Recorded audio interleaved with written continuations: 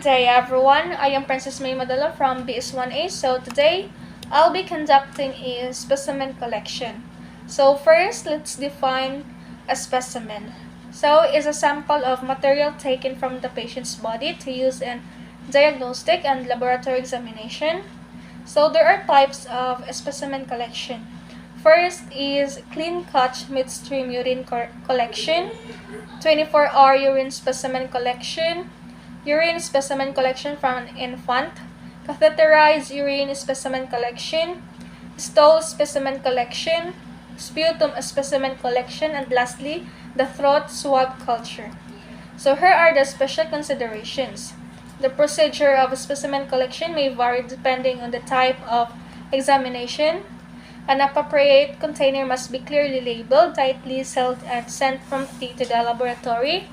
Proper precaution must be taken to prevent loss, spillage, and contamination of the collected specimen. Instruction to the patient must be clear to ensure proper collections of a specimen and to help alleviate anxiety.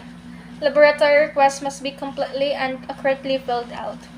So the nurses' rules in specimen collection is patient interaction, suitable selection of supplies, appropriate and proper collection, precise sample identification, and lastly, up-to-date transfer to the lab.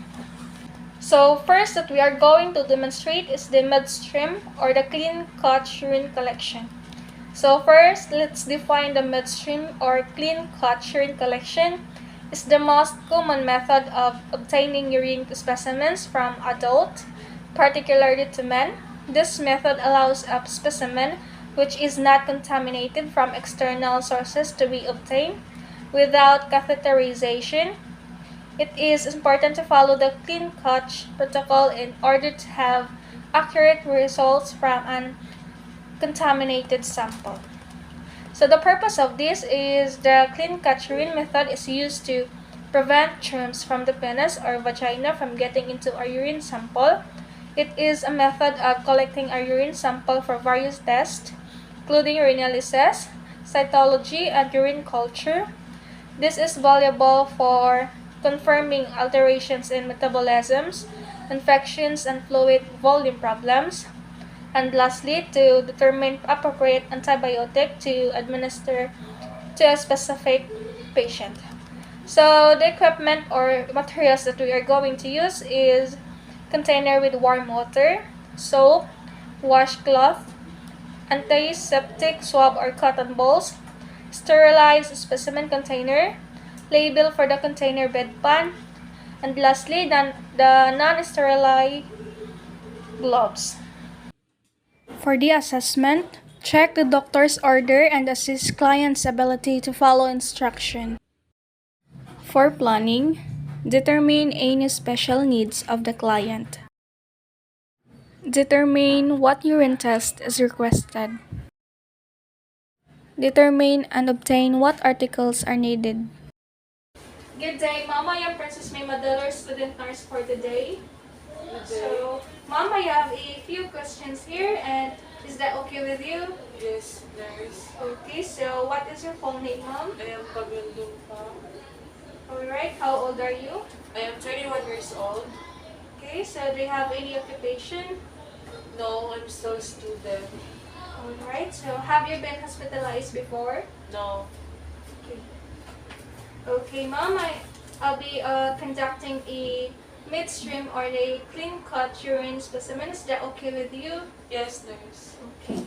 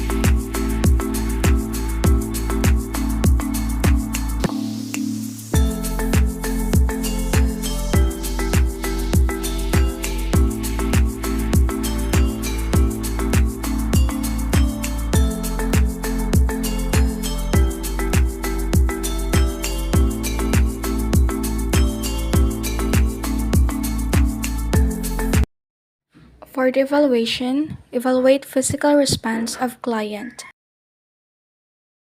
Evaluate specimen and laboratory requisition if filled out completely. And evaluate urine specimen. For the documentation, record the amount, color, odor, collection time, signs and symptoms of urinary infection. Record time when the specimen was sent to laboratory and what test was requested. So next that we are going to demonstrate is the throat swab culture. It's a laboratory test that is done to identify germs that may cause infection in the throat. It is most often used to diagnose strep throat. So the purpose of this is done when a throat infection is suspected, particularly strep throat.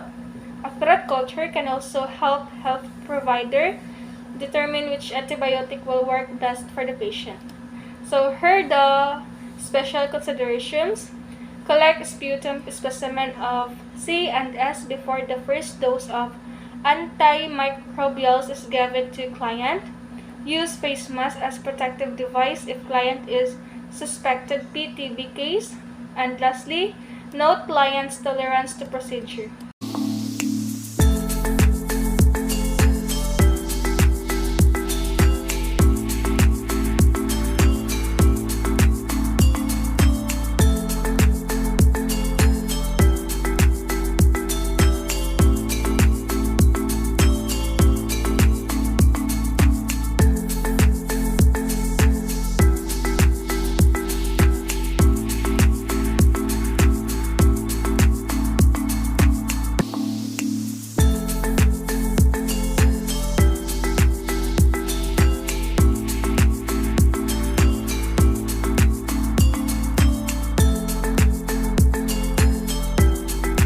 So next that I'm going to conduct is the sputum specimen collection.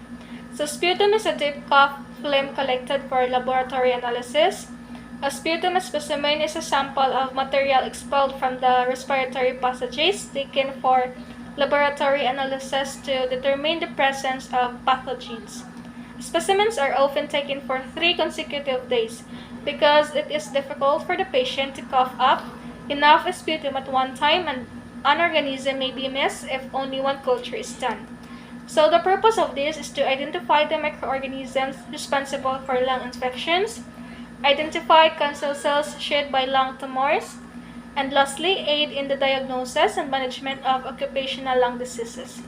So there are 3 types of sputum examination. So the first is sputum culture and sensitivity test.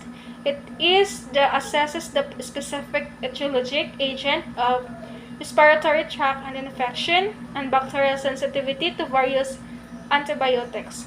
The second is the acid-fast bacilli or the EFB staining, collection of a sputum specimen for 3 consecutive mornings to assess presence of active pulmonary tuberculosis. And lastly, the cytologic or the Papa-Nicolau sputum examination. It is the assess for presence of abnormal cancer cells.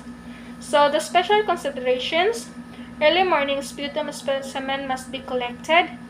Collect a sputum specimen of C and S before the first dose of antimicrobials is given to client. Use face mask as protective device if client is suspected PTB case. And lastly, note client's tolerance to procedure.